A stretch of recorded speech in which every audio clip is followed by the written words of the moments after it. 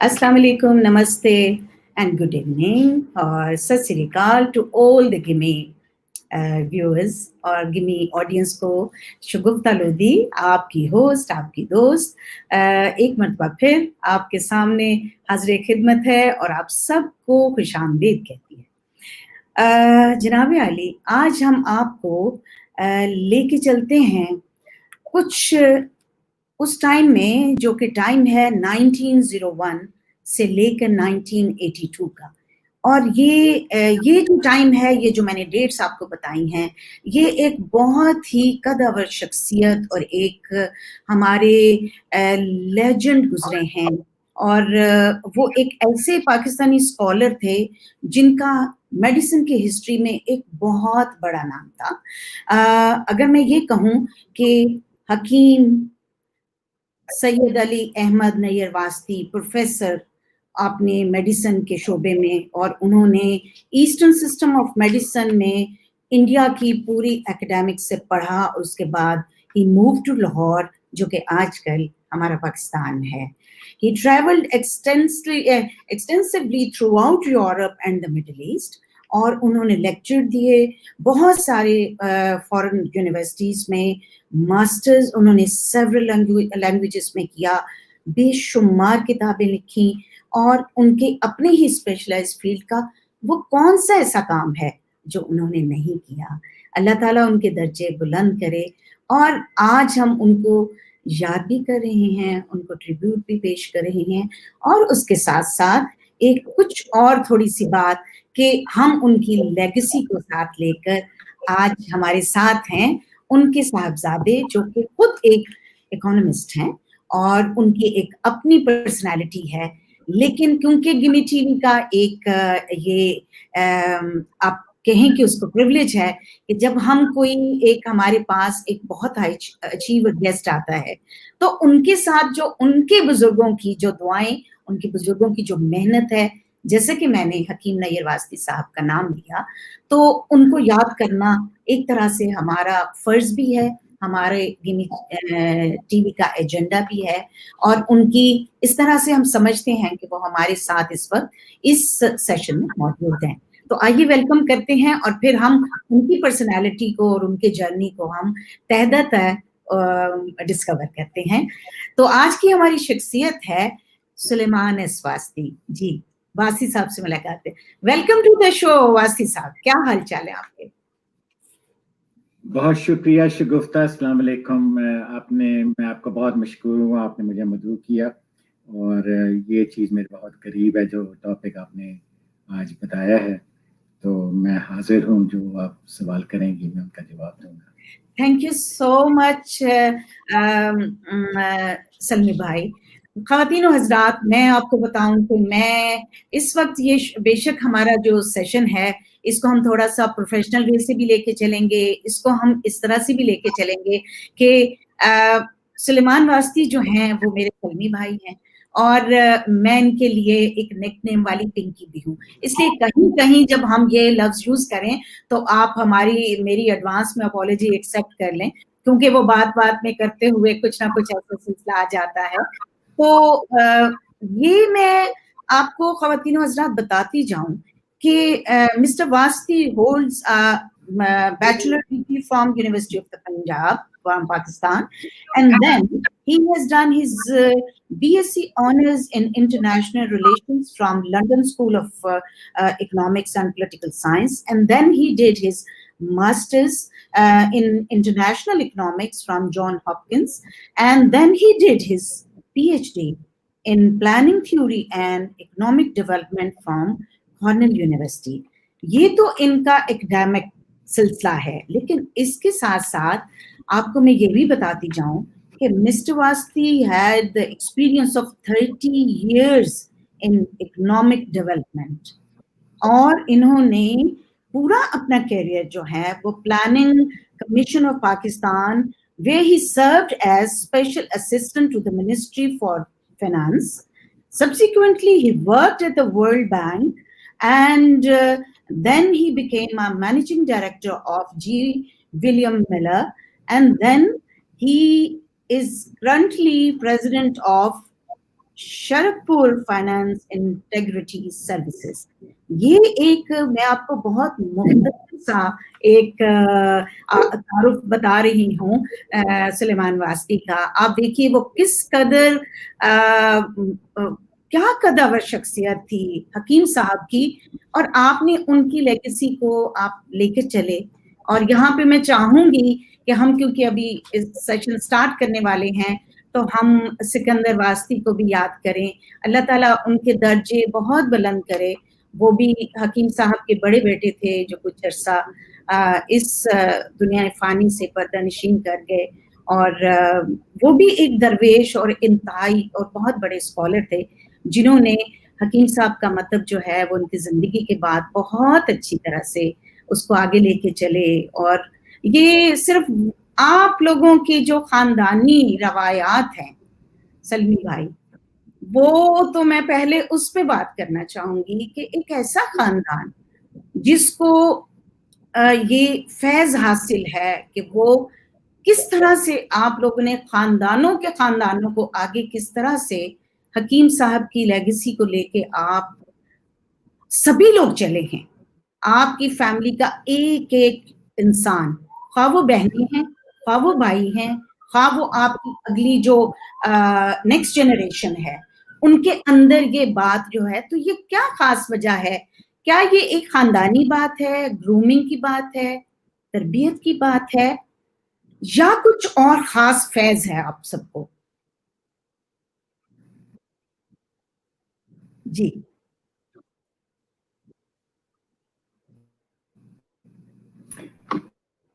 शगुफ्ता बहुत शुक्रिया।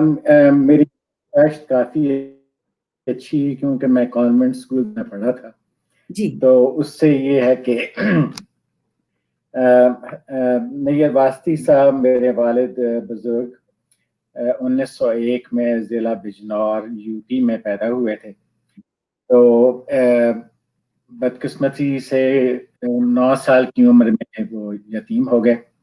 तो दोनों माँ बाप चले गए, तो उन्होंने खुद अपने आप को उन्होंने सेल्फ मेड इंसान थे। उसके बाद दिल्ली और लखनऊ और लाहौर में उन्होंने हिकमत की एक वहाँ से लखनऊ से आके लाहौर में सेटल हुए और एक छोटी सी दुकान उन्होंने चूना मंडी में गुजारी। और मैं बड़ा फख्र है उस दौर से, और उसके साथ साथ रफ्ता रफ्ता चलते गए। और मगर ये उस दौर का मुझे खुद तो याद नहीं है, मैं तो 1951 की पैदाइश हूँ। तो नैयर वास्ती साहब की वालिद साहब की 3 बेगमात थी। सबसे बड़ी मुश्ताक बानो, वो छोटी उम्र में फौत हो गई थी। उसके बाद जायदा बेगम, वो भोपाल नवाब फैमिली की से थी। मेरी अपनी वालदा हुस्निया नैयर वास्ती, वो मैं, तो हम लोग टोटल हम 6 बहन भाई थे। सबसे बड़ी डॉक्टर एजाज, फिर फिर अबीदा कमरुल इस्लाम, उसके बाद सिकंदर रुखसाना अल्ताफ खान, उसके सिकंदर वास्ती, सिकंदर भाईजान मैं कहूँगा, वो इन्ना लिल्लाहि व इन्ना इलैहि राजिऊन। उसके बाद नईरा। और तो शुरू से बचपन से शुगुफ्ता एक बात ऐसी होगी कि हमें वो शाही और फकीरी में बहुत फर्क था। तो वो हकीम नैयर वास्ती साहब एक खुद इदारा थे और उनमें हमने कभी तफरीक नहीं की। जब मैं 1951 में हम पैदा हुए, उस वक्त पाकिस्तान बन चुका था। मैं उस तरह से नहीं जाऊंगा कि पाकिस्तान क्यों बना, कैसे बना, बनना चाहिए था, नहीं बनना चाहिए था। जब हमने आगोश अपनी आंख जिसमें जब पैदा हुए, तो उस वक्त मैं लाहौर की पैदावार हूँ। तो लाहौर एक ऐसी जगह थी जहाँ किसी शख्स में तफरीक नहीं थी। कोई रिक्शा में आ रहा है, कोई टांगे में रिक्शा तो नहीं थे उस वक्त, कोई टांगे में आ रहा है, कोई बाइसिकल पे आ रहा है। और हमारे वो जो घर था वो एक दरवेश खाना था। तो नैयर वास्ती साहब एक खुद इदारा थे। तो अख्तर शहरी उनके घर से हमारे उनके जनाजा निकला था। एक मुशायरा होता था, मुशायरा, उसमें शायर, अदीब, मुसन्निफ जैसे लोग आते गए, एहसानदान शफी और एजाज बटालवी। और नैयर वास्ती साहब की एक खूबी जो हमने वर्षे में ली है, सब फैमिली मेंबर्स ने, और जितने भी बहन भाई हैं, वो ये है कि वो खुद अपने मजदूर के साथ थे, लोग दवाखाने में काम करते थे, वो चूना मंडी से फिर हम बैरून मस्ती गेट में आ गए। तो वो माशाल्लाह फिर वो बढ़ता बढ़ता गया। फिर 1962 में उनको सितारा खिदमत अता किया गया हुकूमत पाकिस्तान से, और अंजुमन सकाफत पाकिस्तान तुर्किया उन्होंने बनाई। एक वो शायर अदीब थे, मुसन्निफ, तो उसमें फर्ज था, जो अखलाकी फर्ज था, मगर उसके अलावा वो खुद एक अंजुमन थे।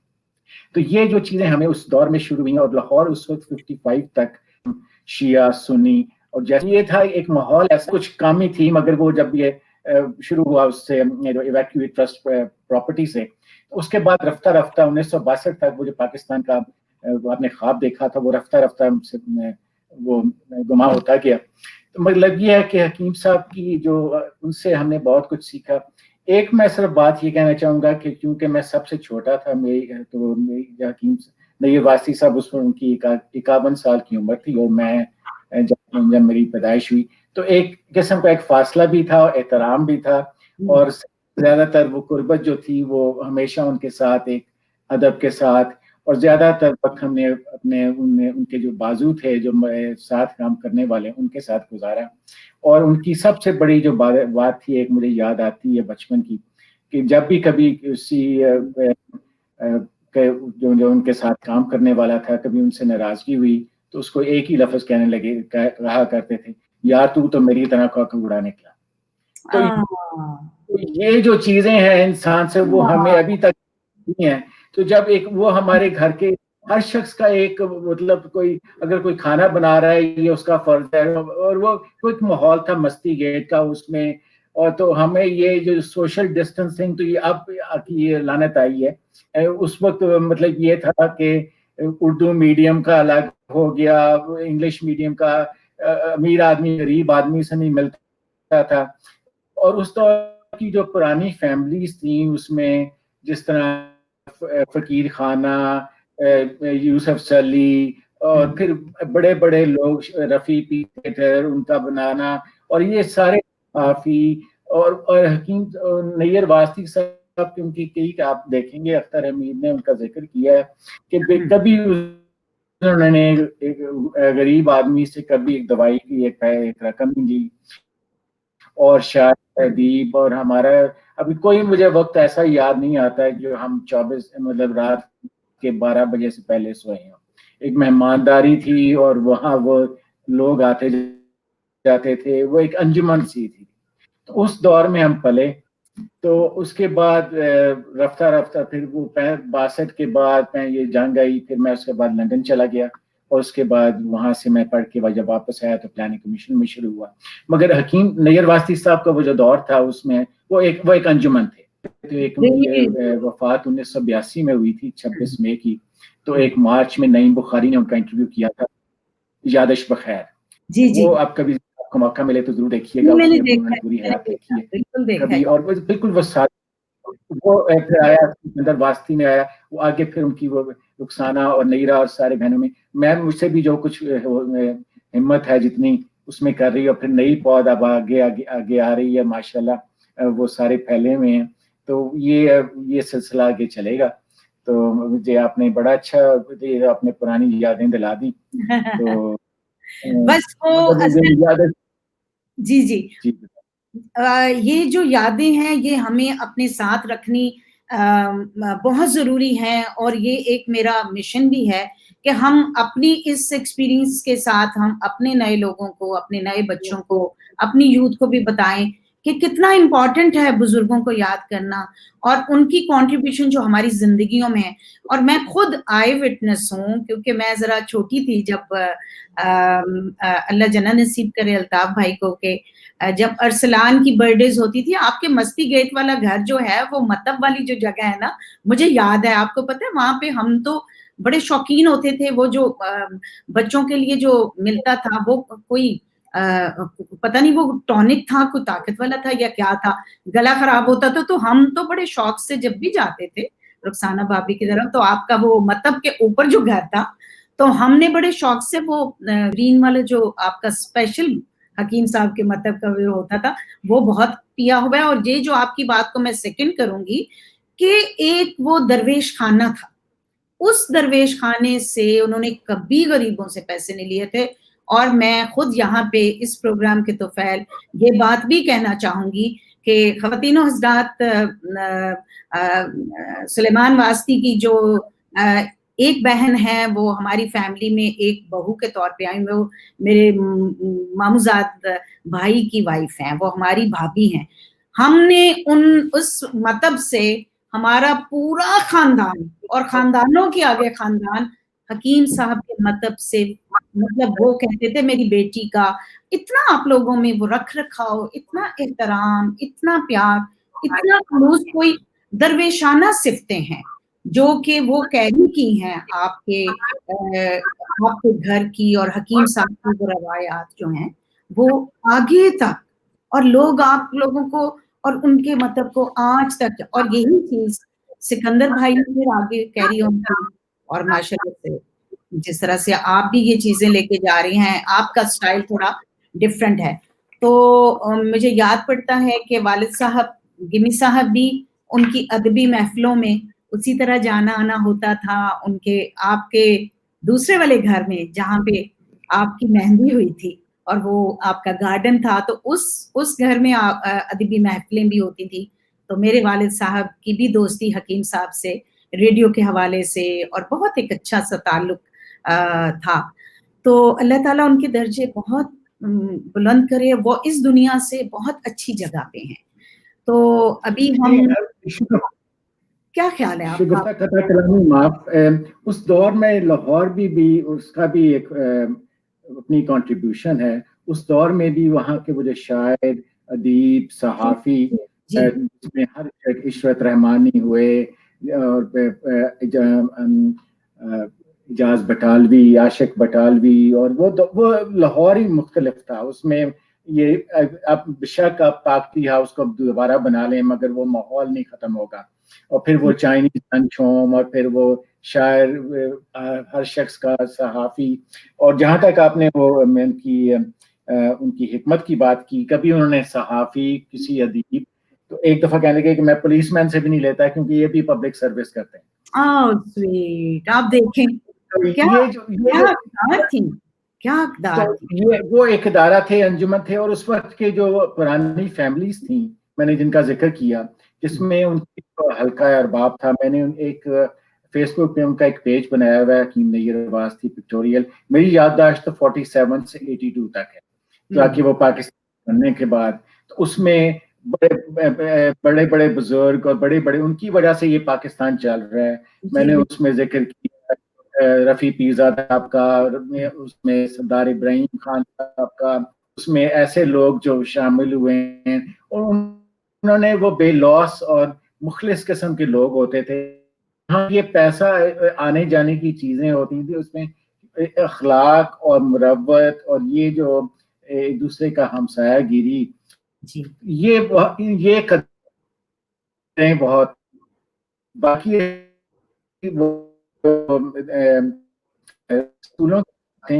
हमें आपको याद होगा शगुफ्ता, आप तो शायद उम्र से मेरे कम हैं, गवर्नर पंजाब के बाद सबसे ज्यादा जो जिसकी इज्जत होती थी शहर में, वो गवर्नमेंट कॉलेज के प्रिंसिपल की होती। आप बिल्कुल सही कह रहे हैं। तो उसमें ये है कि अदब, मतलब इस तरह की, मतलब ये किताब की एक बात होती है। आपको एक परसों की मैं बात बताता हूँ। मेरी एक ग्रैंड डॉटर है 15 साल की, तो कहने लगी कि तो घरों में किताबें नहीं मिलती, किसी के घर में लाइब्रेरी नहीं होती, तो जहां हमारा ये माशरा ये बन जाए कि जब कदरें मुख्तलिफ हो जाएं, तो फिर वहां फिर एक पाकिस्तान में जाके अब जाके घुटन सी महसूस होती है। तो वो जो माशरा था 1962 तक का जो शुरू का दौर था, उसके बाद रफ्ता रफ्ता बद से बदतर होता गया।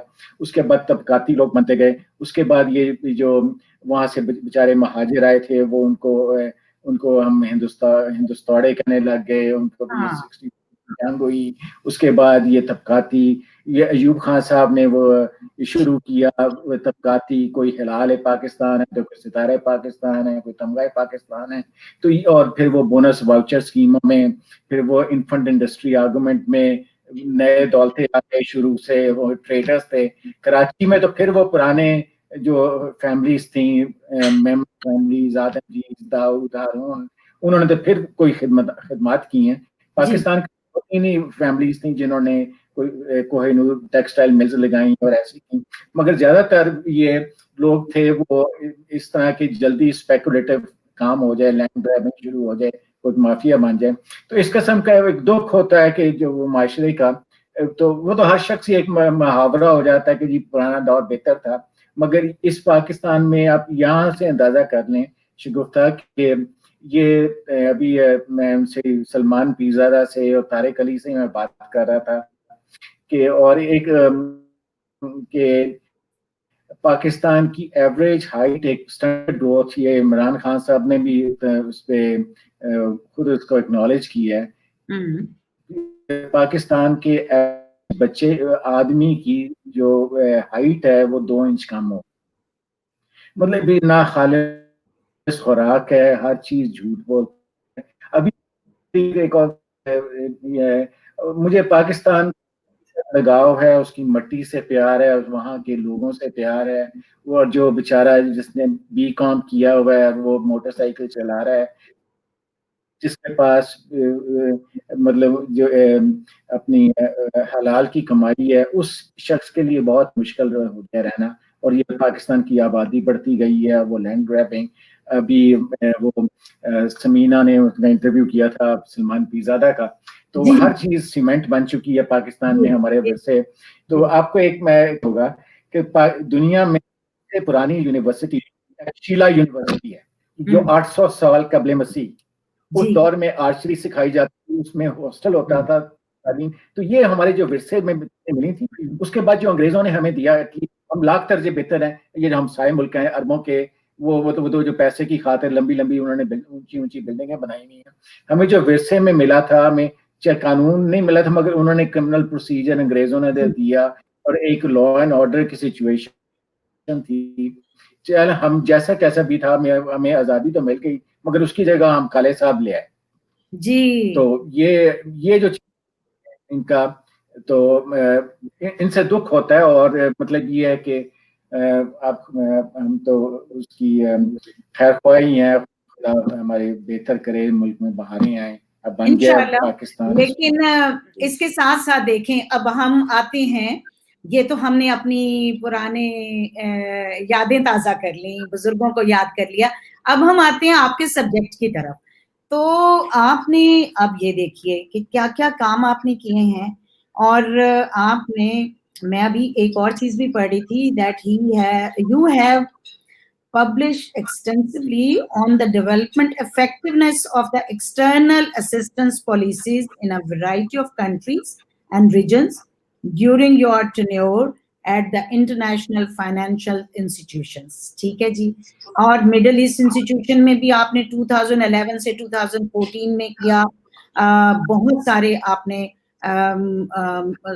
वहां पे भी आपने स्कॉलरली अपनी पूरी खिदमत सर अंजाम दी। उसके अलावा 2011 से 2012 में आपने सर्व किया as a team leader of the UN's multidisciplinary team to independently assess the impact of the UN agencies and other partners.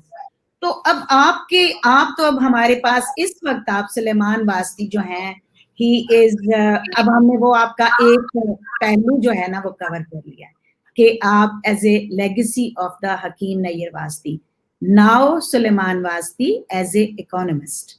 तो सर आप ये बताइए कि ये जो कोविड-19 की वजह से पूरी दुनिया में इकोनॉमिक इम्पैक्ट जो हुआ है, ये कितना क्या आया है, इसकी क्या मैनेजमेंट होगी, क्या कोई रिफॉर्म्स हैं कि दुनिया जो है वो एक यूनिपोलर सिस्टम से, जैसे कि यूनिपोलर सिस्टम था ना, क्या ये उसमें बाइपोलर सिस्टम की तरफ जा रहे हैं? क्या आपकी टेक है एज एन एक्सपर्ट?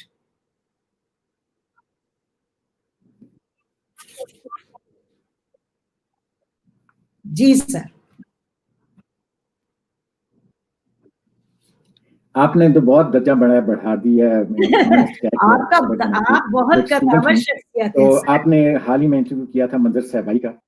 जी मैंने किया था मजर साहब का। तो अब मैं आप तो उन्होंने एक नज़म लिखी है 2020 की नज़म। जी जी। और उसमें वो एक जैसे अंग्रेजी में कहते हैं ना, रिवेंज ऑफ द अर्थ। तो यस। एक वो आपने मेरा वहां से मैंने प्लानिंग कमीशन से शुरू किया और फिर वर्ल्ड बैंक में।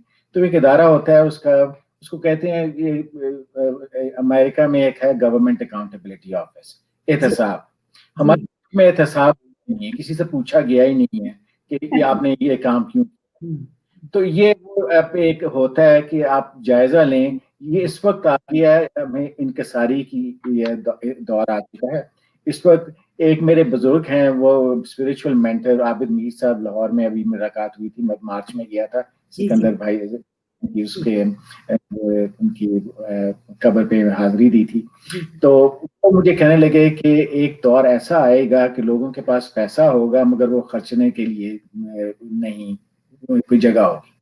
तो अच्छा। वो जो जो पुरानी हमारी कदरें हैं वो दोबारा आ जाएंगी, उसमें लोगों में इनकिसारी आ जाएगी। अब वो जो जिन्होंने टाइलों वाले रोम से लेके घर बनाए हुए हैं और वो वही जो मैं उनको जिमी चू एलीट कहता बड़ा अच्छा हूँ। नाम आपने, बड़ी अच्छी टर्म यूज की है सलमी भाई। हाँ, उसमें उस जिमी टू एलीट है, फिर उसमें हश पपीज भी हैं, फिर वो टूट्सीज भी हैं। तो मतलब ये कि वो शोधापन है, मतलब एक होता है ना जी पुरानी कदरें हैं। अगर कि ये किसी का हमें दुख नहीं होता कि ये कौन बिल गेट्स है या किसने कहाँ से पैसे, अगर किसी ने अपनी मेहनत से और उसमें काम को अपना मुल्क को, यहाँ भी आप देख लें अमेरिका में भी इंग्लैंड में भी फिलैंथ्रोपी होती है, लोग यूनिवर्सिटी बनाते हैं। हमने एक को अपने मुल्क को वापस का नहीं दिया। तो ये वक्त आ चुका है इस वक्त। ये अगर कोई कहे कि मुझे कल क्या होगा तो इंसान को वो जरूर आ जाएगा। ये हमारे जो आपने कोविड-19 की बात की है, इस वक्त ये किसी को अंदाजा नहीं है कि अगले 6 महीने में क्या होगा। सही। और सबसे बड़ी बात है जो यहाँ अमेरिका में भी आपने भी देखा होगा, ये जो ब्लैक लाइव्स मैटर हुआ है, जी जी जी। इससे वो जो पुरानी जो था वो हरी हरी चूड़ियाँ, हरी हरी चूड़ियाँ और गोरी गोरी चूड़ियाँ, वो जो पुराना वो हमारा माशरा था, और वो जो और वो जो झूठापन और वो जो करके, तो ये सोचने की बात है, ये लम्हा फिक्र है। हम्म। इसमें जरूरत है इस वक्त पाकिस्तान को कि एक अपने रिवाइव किया जाए। पाकिस्तान में भी बड़े बड़े अच्छे इकोनॉमिस्ट बैठे हुए, मेरे एक दोस्त हैं परवेज ताहिर, उनसे मफाद भी लगाना चाहिए बजाय इसके कि जो सेकंड रेट शूट करके आ जाते हैं, वो कभी वो छोड़ते नहीं। ये बेड़ा गर्क किया पाकिस्तान में, ये जो तबकाती, मैंने आपको शुरू में बात की थी ना, उर्दू मीडियम अंग्रेजी मीडियम, ये जो पाकिस्तानी एलीट है, चाहे उसमें ये सहाफ़ी हैं नजम सेठी टाइप और ये ऐसे लोग और लम्स वाले बनाए हुए हैं, पाकिस्तान के अपने इदारे हमने तबाह कर दिए। सही। हमें अंग्रेजों ने दिए थे। एक गवर्नमेंट कॉलेज की मैंने आपकी बात बताई कि उसका जो प्रिंसिपल था उसकी उसकी इतनी कदर होती थी। तो बहुत बहुत। ये जो जो लोग हैं असल में वहां हमने उनको मौका ही नहीं दिया, उनकी परवरिश ही नहीं की गई। अब ये वक्त आ चुका हुआ है, अब ये कि कोई लोग अब ये उसमें बहस में आप चले जाएं कि ये जी नेशन है, ये कंट्री है, ये बेकार सी बातें हैं। इस वक्त है कि आगे आप चलें हमने चाहे, और फिर ये कई लोग बातें करते हैं एस्टेब्लिशमेंट ने ये किया वहाँ किया। जो आपने जिक्र किया मैंने, evaluation, monitoring and evaluation, quality assurance, उसका एक ही मकसद है कि आप अकाउंटेबिलिटी लाएं, एहतसाब करें। साहब को बड़ा अच्छा मौका मिला था, वो सियासतदान बन गए। सबसे अच्छा मौका भुट्टो साहब को मिला था, वो आमिर बन गए। तो मैं शख्सियात में तो जाता ही नहीं हूँ, और ये जो लोग हैं इनका मैं मायूब सी बात लगती है, ये हर हुकूमत में पाए जाते हैं। इन्होंने ये एक फैमिलीज हैं, एक उसमें पीपल्स पार्टी में है, तो एक पीएमएलएन में है, तो एक वो है, उन्होंने अपना अपना हर एक ने अपना धंधा शुरू किया हुआ है।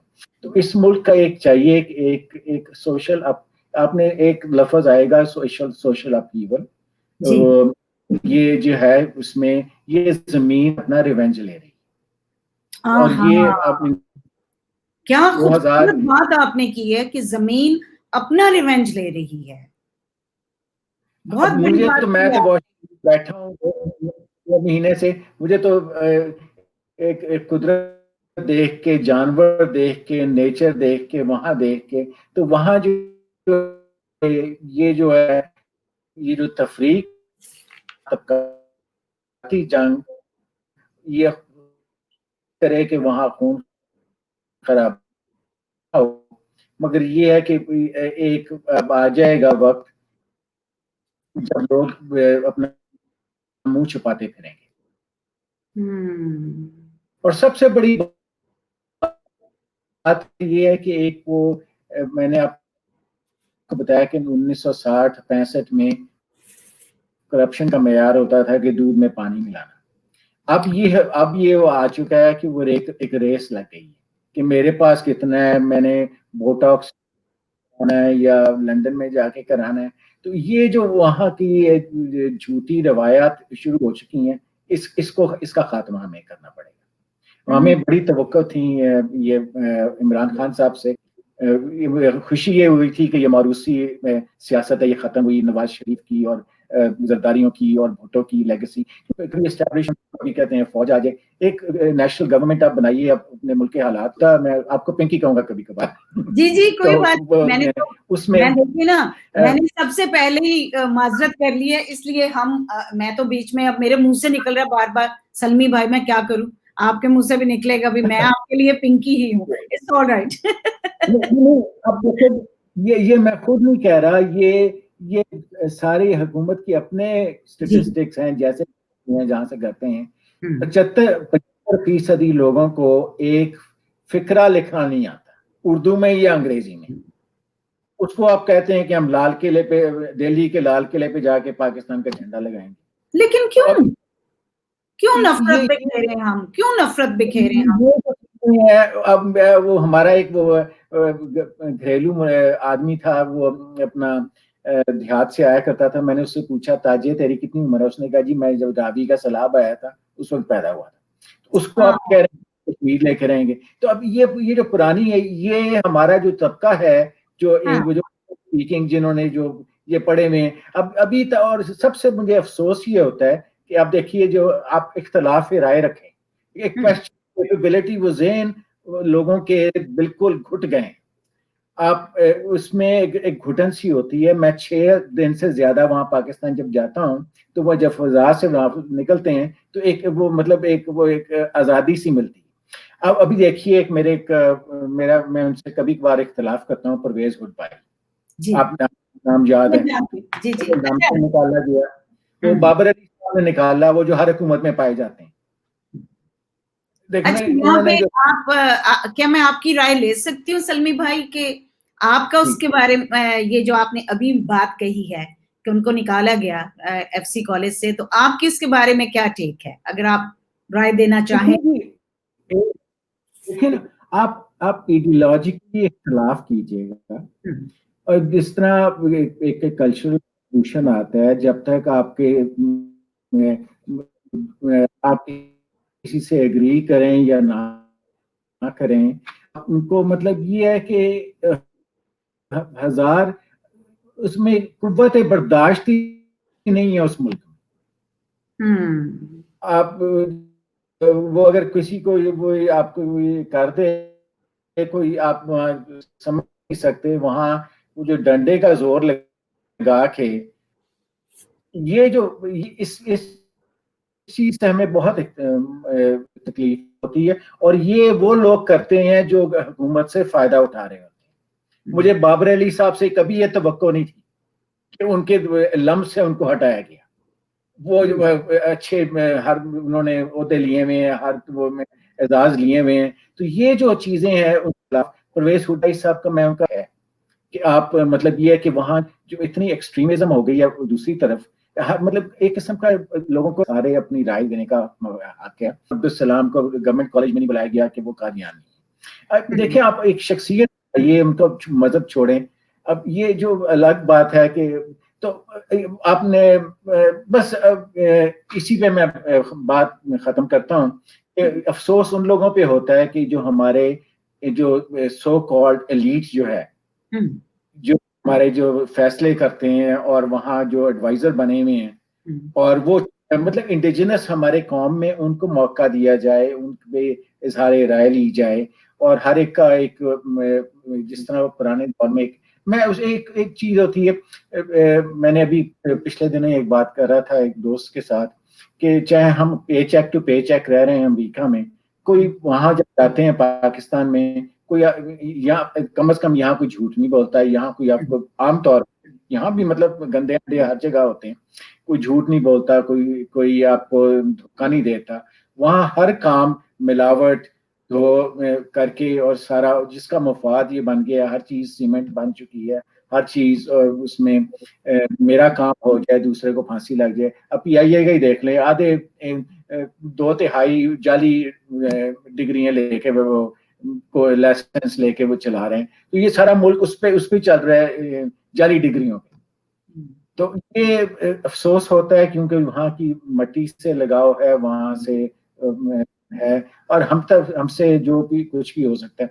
अब मैं सिर्फ ये जरा कहना चाहता हूँ कि जिनकी उनकी लेगेसी है हकीम साहब की, नैयर वास्ती साहब की, मैं तो वो आके मैंने उनकी आगे माशाल्लाह औलाद है, मतलब हम तीन हैं, चार, अबीदा आपजान, रुखसाना आपजान और नीरा और मैं, आगे हमारी बेटियां हैं, बच्चे हैं, उनके आगे ग्रैंड डॉटर्स हैं। तो उनके लिए पता लगना चाहिए कि हमारी पुरानी रवायात क्या थी, उसमें उस दौर में क्या था। उनको अभी तक नहीं पता है कि उस पाकिस्तान में जब एक लॉ एंड ऑर्डर सिचुएशन होती और वहाँ का माहौल कैसा था। तो आगे मुझे उम्मीद जरूर है, और इसमें ये है कि वहां भी अभी तक बड़े मुखलिस लोग। आपने अभी पिछले दिनों सादान का इंटरव्यू किया, मुझे बड़ी खुशी हुई देख के। उनको हमारे में एक नेशनल एक बीमारी है कि वो एक दूसरे को वो जो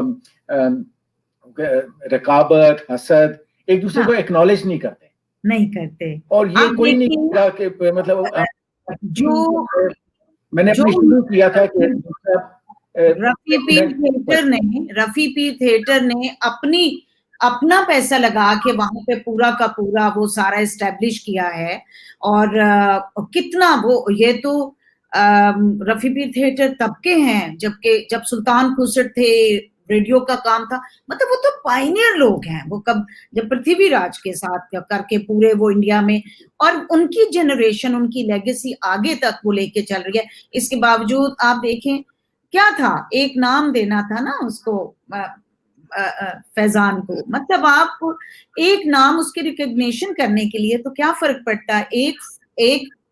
एक लेगेसी कितने सालों से काम कर रही है, ओवर मोर देन सेंचुरी। क्योंकि वो एक हसद, रकाबत, वो एक दूसरे को बर्दाश्त नहीं है वहाँ। वो आपके कहने का ना वो क्वेश्चनिंग कैपेबिलिटी है, ना कुव्वत बर्दाश्त है। तो वो देख नहीं सकते एक दूसरे को कि वो आगे चला जाएगा और वो पता नहीं क्या होगा। और मुझे बड़ी खुशी होती है कि कई लोग अभी तक उन लोगों से ये मुल्क चल रहा है, मंजर सबाई हुए, सरमद सबाई हुए, मेरा दोस्त है वहाँ इस्लामाबाद में, वहाँ भी बड़े मुखलिस हैं, परवेज ताहिर हैं, लोग इकोनॉमिस्ट हैं, सरदार इब्राहिम की फैमिली है। तो इन लोगों से जो पुराने जो दौर है उनको बिल्कुल बहुत अच्छी लोग भी काम कर रहे हैं, उनकी वजह से ये चल रहा है। और कराची में जो पुरानी इंडस्ट्रियलिस्ट फैमिलीज हैं जिन्होंने फिलैंथ्रोपिक वर्क काम किया हुआ है, उन्होंने किया हुआ है और किया, मगर वहाँ जो लुटेरे बैठे हुए हैं स्पेशली पंजाब में, तो उनमें और ये जो कल्चर जो बन गया वहाँ का, वो एक दफा वो विरसे में उनको मिल गया, अपनी कोई कंट्रीब्यूशन नहीं उन लोगों की, जो एक नाम से लेके और वो आगे वो औलादे ज्यादा हो गई खराब। तो बल्कि ये तो मैंने ये वही बात की, इनसे बड़ी हमें उम्मीद थी इमरान खान साहब से कि ये जो मौरूसी आई थी डायनेस्टिक पॉलिटिक्स ये खत्म हो, ये मुनस अलाई और मरियम नवाज और ये सारे लोग आने लगे। ये अब देखें उनका ना एक ऑनर देना चाहिए, जिस तरह अब्दुल सलाम की चेयर है, या उनका एक हॉल ही बना दें, जिस तरह एक रफी पीर के उनका एजाज दिया। पर आपने सवाल किया था परवेज हुडबाई का, तो आप इख्तलाफ कर सकते हैं, आप कई चीजें हैं, मगर ये है कि किसी को रोकना नहीं चाहिए। और ये है कि और ये मैं ब्लेम ये मैं ब्लेम करता हूँ इन लोगों से, ये जो मैंने शुरू में नाम लिया था, मैं दोबारा जिक्र कर देता हूँ, जिमी चू इनको मैं जिमी कहता चू। हूँ। अच्छा, तो आपने ये टर्मिनोलॉजी कैसे आपने ढूंढी है, जिमी चू फैमिलीज?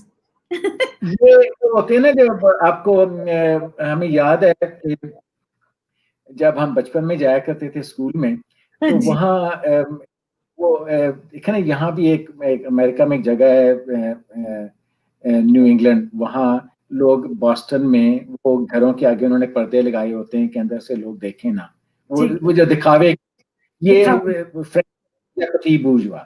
तो ये वो लोग सेल्फ्रिजेस का बैग या हैरिट्स का बैग हाँ उठा जी, के लेते हैं, हाँ वो जी। जिमी चू का उन्होंने जूते कहाँ से लिए, ये आपने कहाँ से लिए, और वो हाइड्रोजन पेरोक्साइड लगा के तो ये वो काम है। सल्लू भाई, और ये मैं भी अपनी ये वॉच उतारती हूँ कि मुझे। अब ये, अब देखें, ये 2020 का वो जो कुदरत ने रिवेंज ली है, जमीन ने रिवेंज ली है, इनके जी, पास पैसे और बोटॉक्स लगाने के लिए कहीं नहीं जा सकते। सही कह रहे हैं। और वो हकारत से देखते हैं, 8 साल की बच्ची है उसको आप मतलब एक जो तफरीक है, जो तबकाती जंग शुरू हो, सही। ऐसी हालत कभी नहीं देखी थी। हम्म। कोई ये क्योंकि पुराने दौर में भी गैप आ थे गया है, गरीब, बहुत ज्यादा गैप आ मगर गया मैंने मैंने एक वो किताब छोटी सी बुकलेट सी लिखी है पिछले साल, वो दी जनरेशन ऑफ पब्लिक सर्विसेज। तो मुझे एक टैक्सी ड्राइवर इस्लामाबाद ने एक बड़ी अच्छी बात की, उसने कहा कि मैं गुर्बत की मुझे तकलीफ नहीं होती, मुझे तकलीफ उस वक्त है जब मुझे गरीबों की तरह सलूक किया जाता है। है। हाय। जब वो थाने जा रिपोर्ट नहीं लिखता, जब वो एक मुलाजिम है उसको आप खाना नहीं देते, हाँ और 18-18 आपने बचपन की वो जो चौकीदार रखे में, कोई एक दरवाजा खोलने के लिए, एक दरवाजा बंद करने के लिए। तो ये जो चीजें हैं, ये आफ्टर ऑल एक राइट।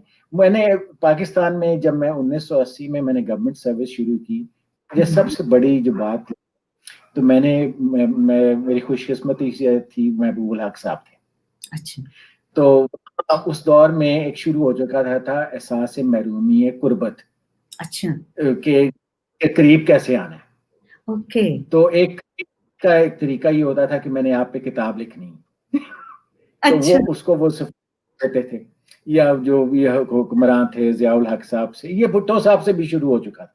अच्छा तो अच्छा। मैंने साहब से कहा, मैं उनका स्पेशल असिस्टेंट था, मैंने कहा ये मुझे समझ नहीं आती कि इस्लाम में है एक ही सफ में खड़े हो गए महमूद और याज, टॉयलेट क्या चीज है और ये स्टाफ टॉयलेट क्या है।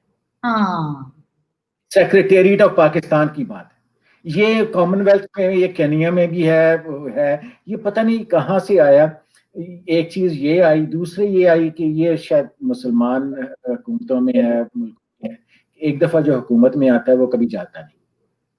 और वो सराय याया खान के जो बेचारा इसने फाके में वो बेचारा मरा, मगर ये है कि वो जो हमारे एक किस्म की वो जो एहसास से महरूमी है, गुर्बत है। और हम्म, बड़ी बात है पिंकी, एक होता है कि आपने आप करप्ट हैं, करप्ट जरूर हो, आपने दूध में पानी मिला दिया या जैसा कैसा भी अपना कोई फायदा कर लिया, मगर हम्म। वो दूसरे पे हमें धमकियां भी देते हैं, और वो बड़े फख्र से कहते हैं कि मैंने इतने मिलियन बनाए।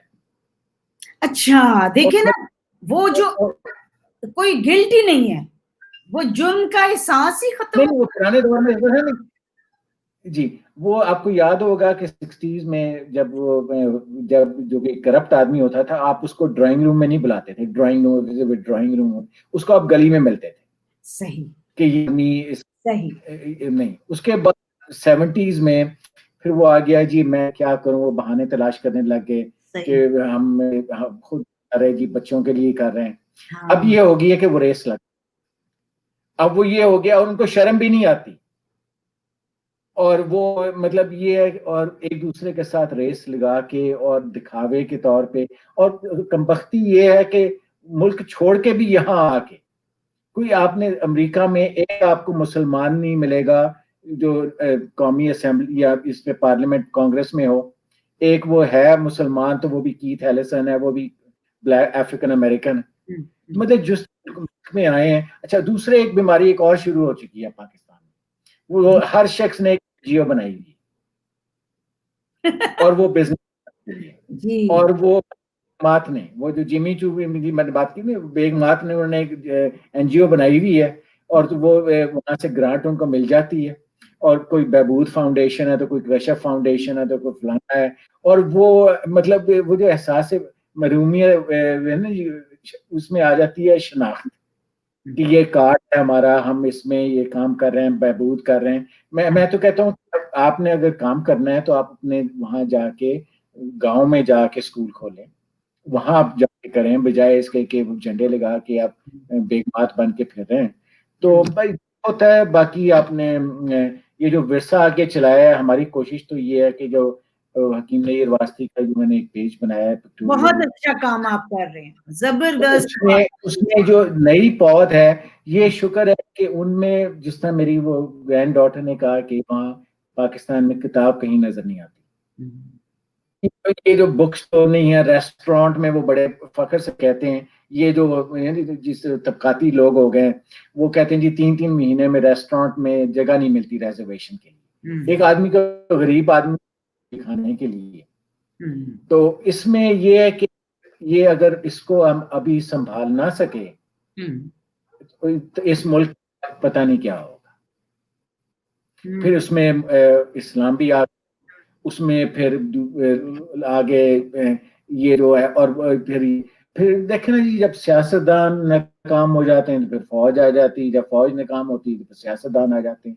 तो अब ये है कि हम अगले, जब आप एक कभी शो कीजिएगा इकोनॉमी पे, तो उसमें कभी बात करेंगे।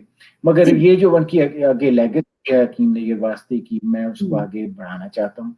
मैं अपनी तरफ से जो भी मेरे वसाइल हैं, मैंने उनकी सारी किताबें लाइब्रेरी ऑफ कांग्रेस में डोनेट की, और उनकी ताकि उनको फैमिलीज को पता लगे। वहाँ 1936 में उन्होंने मैकदा लिखी थी, तख्ते बुलरब, और ये फिर आगे एक फैमिलीज आगे चलती हैं, और इनसे ये है कि आप मुल्क को नहीं बदल सकते, आप अपने आप को खुद बदल लें। सही, इससे बिल्कुल ज्यादा सही। यही कर सकते। तो तो आप तो हमारी हमारी इतने इतने एक्सपर्ट होके आप वाशिंगटन डीसी हैं, इसी तरह अगर मैं कहूँ कि आपके दोस्त सरमद सहबाई साहब देखें, इतने बड़े नाम, इतनी कदावर शख्सियत, वो भी अमेरिका आगे। तो आप मुझे ये बताइए कि पाकिस्तान से अभी सलमान पिज़ादा भी मेरा ख्याल अभी गए हैं पाकिस्तान, तो उनका मैंने देखा वो इंटरव्यू। इमरान भी आपके पास है इधर ही, इमरान पिज़ादा भी अमेरिका में ही है ना, जी अभी उनका भी मैंने शो करना है। तो आप ये बताइए, जो इतनी कदावर शख्सियत, आप जैसी शख्सियात हैं सारी की सारी, अब वो तो पाकिस्तान से इधर आ गई हैं, तो फिर हम पाकिस्तान में क्या करेंगे काम? नहीं, उसमें शगुफ्ता आसान जवाब देने की कोशिश करूंगा। जी वहाँ प्लीज। ये है कि यहाँ घुटन नहीं होती, एक freedom to search and to see हाँ, रिसर्च। बस तो ये बस। ये ये जो चीज है, तो उसमें ये है कि हम बोल सकते हैं, हमें कोई वो आईएससी उठा के नहीं ले जाएगी, अब कोई हमें धमकी नहीं दे देगा, गोलियां नहीं मार देगा वहां। फिर वो है कि वो सोशल बाइकआउट करते हैं पाकिस्तान में, जब आपको अगर कोई वाकई है तो आपको कोई गिलास में, वो जो वीआईपी कल्चर है वहां का, तो यहाँ कम से कम ये कोशिश कर रहे हैं कि इन चीजों को एक्सपोज करें। उसमें ये है कि ये आते हैं ज्यादातर, आपको जो पाकिस्तानी है, जो 3-4 आपने नाम लिए हैं, इनके अलावा जो ज्यादातर जो बैठे हुए हैं यहाँ, बड़े बड़े उनके पास पैसे हैं, महल, हेलीकॉप्टर पैड हैं, उनकी कोशिश यही होती है कि वो रोविंग एम्बेसडर बन जाए, वो वहां से पाकिस्तान से उनको फोटो अपॉर्चुनिटी मिल जाए। तो उन्होंने यहाँ की, आप तो जो अगर यहाँ अमेरिकन पॉलिटिक्स में या यहाँ की सोसाइटी में काम करें, उसमें जिस तरह ये इंडियंस कर रहे हैं पॉलिटिक्स में आके, निकी हेली है, तुलसी गैबर्ड है, ये जो लोग हैं, आप एक बन गए हैं, अब 40 साल छोड़े हुए अमेरिका में हो गए, लेकिन पाकिस्तान का एक नाम बन रहा है। पाकिस्तान के 3 लोग जानते हैं लोगों में पाकिस्तान के बाहर, नुसरत फतेह अली खान, जी इमरान खान, जी। और मलाला यूसुफ। सही। आप क्या नाम मुझे बता दें। तो मतलब ये है कि अगर पाकिस्तान का नाम करके अगर आप एक वो बन के उनकी उसमें अपने सिर्फ यही है कि एक आपको वो लाल रंग का पासपोर्ट मिल जाए और वो पाकिस्तान में चले जाएं, और वहाँ के अब ये जब आते हैं वहाँ से लोग, उनके फोटो अपॉर्चुनिटीज, मुझे 40 साल से मैं मेरे ख्याल एक दफा मैं पाकिस्तानी एम्बेसी में गया हूँ, और एक दफा मैं पाकिस्तानी किसी खाने पे गया हूँ, क्योंकि उनकी जो जो है सोच वो बिल्कुल वही कि वहाँ आपने ये जोड़े कहाँ से लाए, और ये महल कितना बनाया, ये कहाँ बनाया। तो ये कम से कम ये है कि इन चीजों को एक्सपोज करने के लिए हम बैठे हैं यहाँ।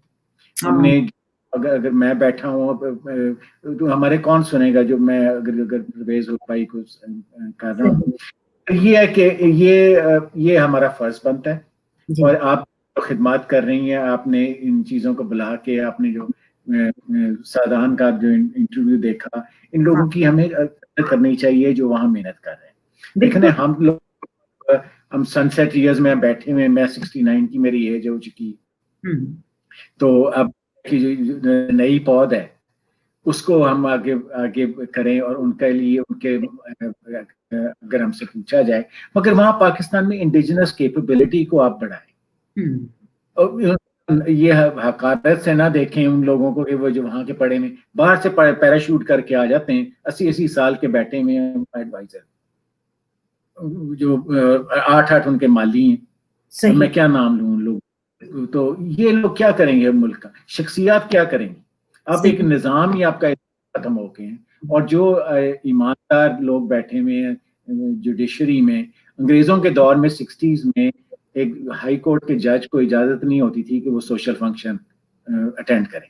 एग्जैक्टली। अब उसके अब वो सूटकेसेस पैसों के चले जाते हैं। हर जनरल को आगे बनाया हुआ एक, हर शख्स अपना अपना काम करे। हमें भी खुशी अगर कोई जनरल किसी की तरक्की हो, या कोई जज बने या बने, मगर हम पे रोक तो ना डालें। सही। और ये है कि हम उम्मीद कर सकते हैं कि इस मुल्क में बहारें आएंगी। मुझे उम्मीद है, मैं सादान से यही कहा करता होता है कि ये जो यंग पौध है, इसमें एक शऊर आएगा, एक है, और ये है कि वो रेस्टोरेंट इंडस्ट्री से बढ़ के वो फ्रेंचाइज बन के, और उनको सिर्फ वो जो है आईफोन से जब ग्रेजुएट कर जाएंगे तो वो एक अब देखेंगे, एक तो वो माशरा बन गया है। अब जिस तरह मुझे बड़ी खुशी हुई वो एक फेयर एंड लवली के इश्तेहार खत्म हो गए। सलमी भाई, you got very good sense of humour. Thank you so much, thank you. देखें टाइम का पता नहीं चला, हमें नहीं पता चला हमारे। मैं तो खुल के बातें करता हूँ, इसलिए मेरे बाल अभी तक वो सफेद हो गए मगर गिरे नहीं।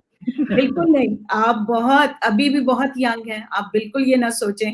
आप माशाल्लाह से ग्रैंड डॉटर्स में आपकी, लेकिन you are evergreen as I have seen you, I have seen you after many years, लेकिन आप अभी भी बहुत फ्रेश हैं, इसलिए कि आपकी सोच बहुत पॉजिटिव है। आपके लिए आप जो काम कर रहे हैं, अपनी लेगेसी का जो काम कर रहे हैं, इट्स कमेंडेबल। आप यकीन कीजिए, बल्कि आपको देख के मैंने भी ये थोड़ी सी एफर्ट किया कि मैं भी अब्बा जान की लेगेसी लेके थोड़ा सा आगे चलूं। उनकी एक किताब भी आ गई है, तो हम यही कर सकते हैं दूर बैठ के, अपने वतन के लिए, अपने लोगों के लिए मोहब्बत। या फिर जैसे मैंने आपको कहा कि ये भी मैंने आपको ना अंदर से टटोलने के लिए मैंने कहा कि आप या सरमद साहब भाई साहब अमेरिका में बैठे हैं, तो ये जैसे एक तरीका होता है कि आपके अंदर से मैं सही वाली जो बात। बहुत अच्छी हमारी ये टॉक रही, और आपको मैं दोबारा भी ज़हमत दूंगी, क्योंकि मैंने आपसे इकोनॉमिस्ट के तौर पे जो क्वेश्चंस करने हैं ना, कि पूरी दुनिया की इकोनॉमी की बात, और फिर उसके बाद पाकिस्तान की इकोनॉमी को हम कब करेंगे, वो हम अगले किसी सेशन में करेंगे। तो थैंक यू सो मच। आप बहुत अच्छा काम कर रही हैं, आपको मुबारक हो, और इसको आगे अब ये इस चीज की बहुत जरूरत है। तो आप अपना भी ख्याल रखिएगा। ये जो कोविड-19 का पाकिस्तान में, तो वो अभी डिनाइल में है वो, तो वहाँ मतलब ये है कि हर शख्स अपना वहाँ मुतात रहे और सेफ रहे। आप अपना ख्याल रखिएगा। तो इंशाल्लाह दोबारा जब भी आपको करेंगे तो मेरा thank you so much. Suleman वासी साहब हमारे साथ थे और आपने देखा सच्ची खरी और इसी तरह की बातें करते हैं और हमारे गेस्ट ऐसे ही होते हैं जो कि जिनके साथ आप रिलेट कर पाते हैं। वो इतनी आला इक़दार वाले फैमिली के, इतने आला लेगेसी लेके चलने वाले, बट अपने साथ अपनी कौम का, अपने मुल्क का, अपने लोगों का दर्द रखने वाले लोग। तो हम ऐसे ही once again it was great opportunity और I am really thankful Salmi भाई कि गिमी टीवी के लिए आपने टाइम निकाला और आप इतने बड़े पब्लिक स्पीकर हैं। अभी तो वो मैं बता ही नहीं सकी आपकी कितनी कितनी माशाल्लाह से अपीयरेंस हुई है। मीडिया अपीयरेंस भी आपने बहुत, एशिया सोसाइटी में भी आपने किया, वर्ल्ड स्ट्रीम पे भी आपने बहुत सारा, वॉइस ऑफ अमेरिका में, और इसके बाद कुर्दिस्तान टीवी पे भी, सबरंग टीवी यूएसए पे भी आप आते रहते हैं। तो आपने अपनी इतनी मसरूफियत से गिमी टीवी को टाइम दिया। Thank you so much. I am really great. मेरा फर्ज था और आपकी में जरा नवाजी। मैं आजकल बाइडन कैंपेन में मशगूल हूँ। जी तो देखिए जिस मुल्क में आप रह रहे हैं उसके बाशिंदे हैं, अमेरिकन सिटीजन हैं, तो ये कि इसमें मगर दिल पाकिस्तानी है। बिल्कुल दिल पाकिस्तानी है। बिल्कुल। Thank you so much. आपको बहुत शुक्रिया, बहुत शुक्रिया। Thank you, thank you. खुदा हाफिज।